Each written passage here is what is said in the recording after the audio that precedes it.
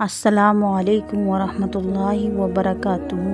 جمعے کے دن ایک خاص گھڑی ہے جس میں ضرور دعا قبول ہوتی ہے۔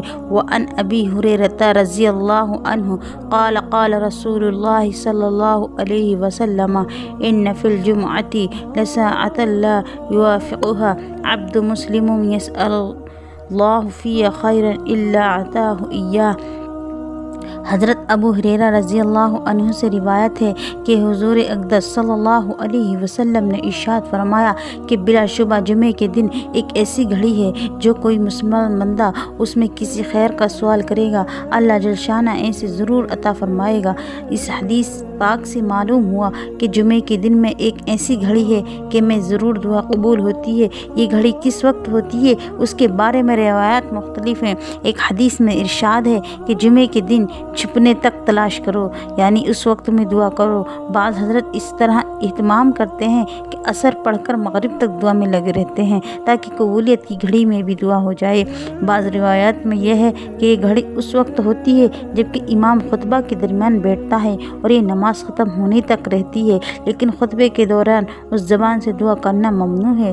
دل سے دعا کریں، اور نماز میں درود شریف کے بعد تو دعا آئی ہی جاتی ہے۔ اور بعض روایات میں ہے کہ نماز جمعہ قائم ہونے کے وقت سے لے کر سلام پھیرنے تک مذکور گھڑی ہوتی ہے، اس پر بھی یوں عمل ہو جاتا ہے کہ درود شریف کے بعد میں نماز دعا کی جاتی ہے۔ اور ایک حدیث میں ارشاد ہے یہ گھڑی جمعے کے دن کی سب سے آخری گھڑی ہے۔ عورتیں نماز جمعے کے لیے مسجد میں تو نہیں جاتی، نہ اس پر جمعہ فرض ہے۔ جو خطبہ اور نماز کے دوران والی روایات پر عمل کر سکے لیکن گھر میں رہتے ہوئے عصر مغرب تک تو دعا کر ہی سکتی ہے، اور کچھ بھی نہیں تو سورج چھپنے سے پہلے دعا میں لگ جائے۔ بہت آسان کام ہے، مغرب کے لیے وضو کرنا ہی ہوگا، 15 منٹ پہلے دعا میں لگ جائیں اور اس سے مغرب کی نماز پڑھ لیں، اس میں کوئی وقت کی بات نہیں۔ حضرت ابو امامہ رضی اللہ عنہ سے روایت ہے کہ حضور اقدس صلی اللہ علیہ وسلم سے سوال کیا گیا کہ کون سے وقت کی دعا ایسی ہے جو سب دعاؤں سے بڑھ کر لائق قبول ہے؟ حضور صلی اللہ علیہ وسلم نے فرمایا پچھلی رات میں اور فرض نماز کے بعد جو دعا ہے وہ سب سے دعاؤں سے بڑھ کر لائق قبول ہے۔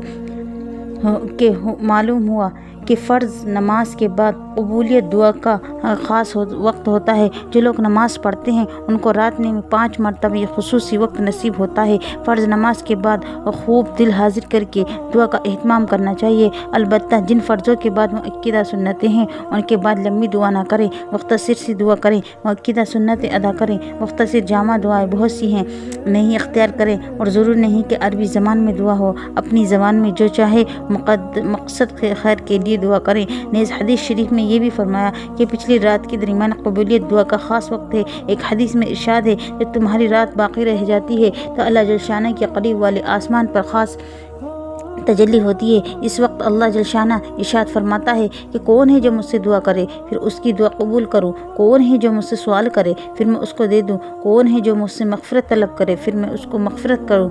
جن لوگوں کو نماز تہجد پڑھنے کی عادت ہے ان کو روزانہ یہ وقت نصیب ہوتا ہے جو بہت سہانا وقت ہے۔ اسے وقت بڑے شوقین کے ساتھ نماز پڑھنے اور دعا کرنے کا موقع ملتا ہے۔ نہ شور و شغب، نہ کسی طرح کی آوازیں، نہ بچوں کا لڑائی جھگڑا، نہ کوئی اور قصہ و قصیدہ، یہ صرف اللہ سے لو لگانے کا وقت ہوتا ہے۔ اگر نماز تہجد کے لیے اٹھنے کی توفیق ہو جائے تو کیا کہنے، اگر اٹھنا ہو اور آنکھ کھل جائے تب بھی کچھ نہ کچھ اس وقت میں اللہ کا ذکر کر لینا ہی، اگرچہ لیٹے لیٹے ہی ہو۔